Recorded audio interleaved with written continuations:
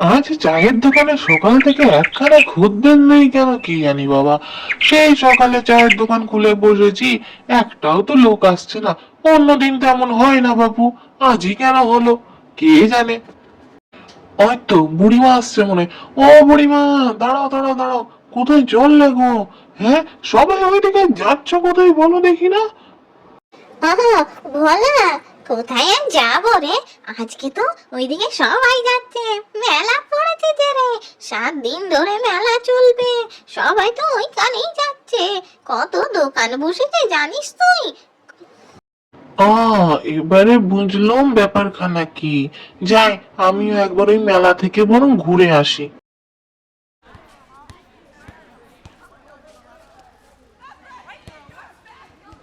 বাবা রে, চারিদিকে কত দোকান বসেছে, কত খাবারের দোকান বসেছে, কত জিনিসের দোকান। আর সবারই তো বিক্রি বাটাও ভালো হচ্ছে। হ্যাঁ, কাজ করতে পারি, এখানে যদি আমি কোনো কিছু দোকান দিই বেশ ভালো চলবে। এমনিতেও তো মেলা চলাকালীন আমার চায়ের দোকান তো চলবে না। হ্যাঁ, আমি বরং তাই করি। বুদ্ধিটা আমার মাথায় ভালোই এসেছে। যাই যাই, তাড়াতাড়ি বাড়ির দিকে যাই আর গিন্নিকে গিয়ে আমার এই বুদ্ধির কথা বলি। বেশ ভালো চলবে জানো তো, কিন্তু কি যে দোকান করব কে জানে। হ্যাঁ গো, আজকে চায়ের দোকান ছেড়ে তাড়াতাড়ি বাড়ি ফিরে এলে। কিছু কি শরীর টরীর খারাপ নাকি? কই, এই সময় তো অন্যদিন বাড়ি ফেরো না।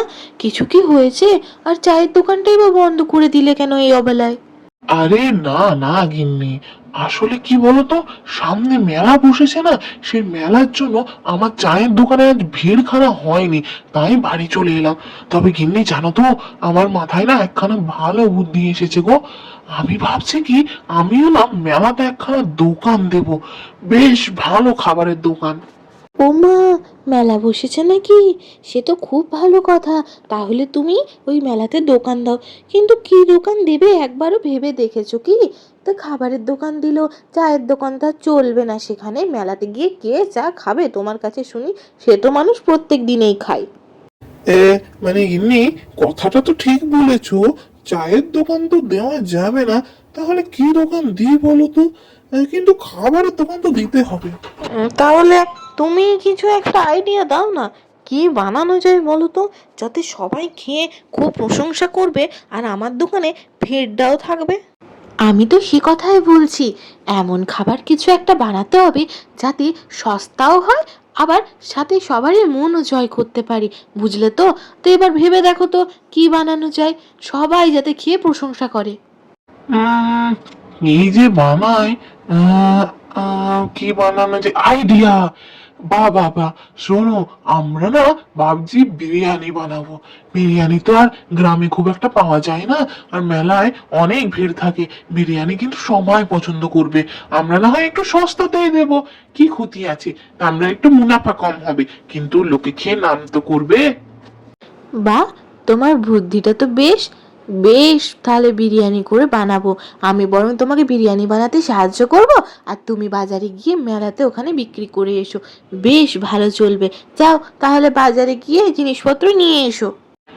এ, বলছি শোন না, বেশ ভালো দেখে মাংসের পিস গুলো দিস, আর বড় বড় দেখে, বুঝলি তো? বেশ যেন সবার মানে খেয়ে নাম করে আর কি।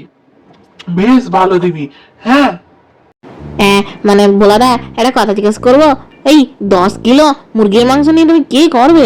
তারপরে আবার এত বড় বড় পিস। কিছু অনুষ্ঠান আছে নাকি গো বাড়িতে? হ্যাঁ হ্যাঁ হ্যাঁ, আমাদের তো নিমন্ত্রণ করলে না? ঠিক করবে না আমাদের নিমন্ত্রণ? কি ব্যাপার? একটু একটু বলো না, বলো না, এত মাংস নিয়ে যাচ্ছ। আরে না রে, এই গরিবের আবার উৎসব অনুষ্ঠান তেমন কিছু না। সামনের মেলাতে একখানা বিরিয়ানির দোকান দেবো, বুঝলি তো? তো সেই জন্য তোর কাছে মাংস নিয়ে যাচ্ছি। ভাবলাম সস্তায় সবাইকে পুষ্টিকর বিরিয়ানি খাওয়াবো, কম দামে। তুইও বরং যাস সেখানে। আমা, তাই নাকি ভোলাদা? তা আমি তো যাবো যাবো, আমার ছেলে মেয়ে দুটোকেও নিয়ে যাবো। তারা বিরিয়ানি খেতে বড়ই পছন্দ করে। তবে ভোলাদা, বলে দিলাম, আমাদের কিন্তু 10 টাকা ডিসকাউন্ট দিতে হবে। হ্যাঁ হ্যাঁ, তবেই যাবো। তো দেবে তো? ঠিক আছে, যাবো আমি। মানুষটা যে কোথায় থেকে গেল কে জানে, সেই তো সকালে বাজারে গেছে। আর এই দেখে দেখো, আমার ভাত তো রান্নাও হয়ে গেল বিরিয়ানির। এবার খালি মাংসটা এলেই হবে। বড় বড় আলু দেবো আর একটা করে ডিম দেবো। হ্যাঁ, আর আলু আর ডিম ছাড়া কি আর ভালো লাগে নাকি বিরিয়ানি? যতই মাংস দাও। কই কোথায় জানি। কই গো গিন্নি, বড় বড় পিসের মাংস নিয়ে চলে এসেছি। তোমার রান্না কত দূর? বাসমতি চালের যা সুগন্ধ বেরিয়েছে না গিন্নি, মনে হচ্ছে পেট খানা এমনিতেই ভরে যাবে, রান্নার দরকার নেই। হ্যাঁ হ্যাঁ। হ্যাঁ গো, বাসমতি চালের তো গন্ধই আলাদা। তাছাড়া কতটা মাংস নিয়ে এসেছো, বেশ ভালো হবে। সবারই পাতে না হয় দুটো করে মাংসর পিস যাবে, ঠিক আছে।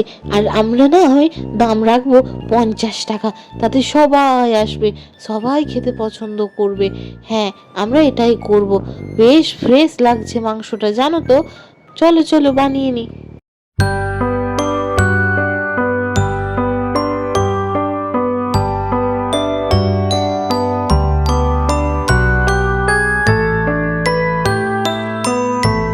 নিয়ে যান, নিয়ে যান, নিয়ে যান, মেলায় সস্তার বিরিয়ানি নিয়ে যান।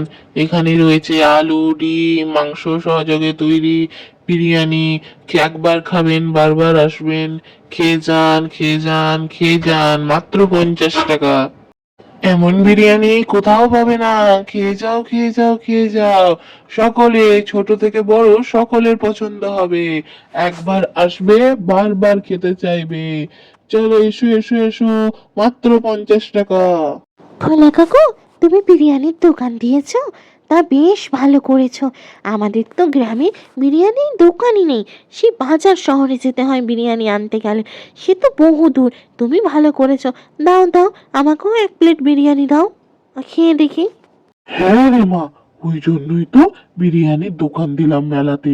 সব রকমের দোকান থাকে, বিরিয়ানি থাকে না। মানুষ তো পেট পুরেও তো কিছু খেতে চাইবে বল, তার জন্যই এই সস্তায় আমার বিরিয়ানি। তবে হ্যাঁ, কোয়ালিটিতে কম্প্রোমাইজ হবে না কিন্তু।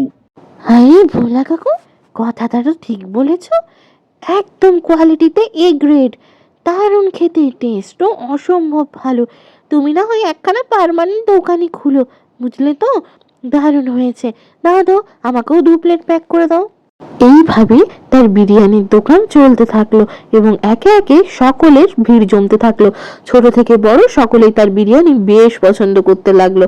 তাই সে সৎ পথে যেহেতু ব্যবসা করেছিল, তার মুনাফা কম হতে পারে, কিন্তু তাতে লোক খুব পছন্দ করেছে এবং সবাই আনন্দ করে খেয়েছে। আমার ভিডিওটা ভালো লেগে থাকলে চ্যানেলটাকে সাবস্ক্রাইব করে দাও।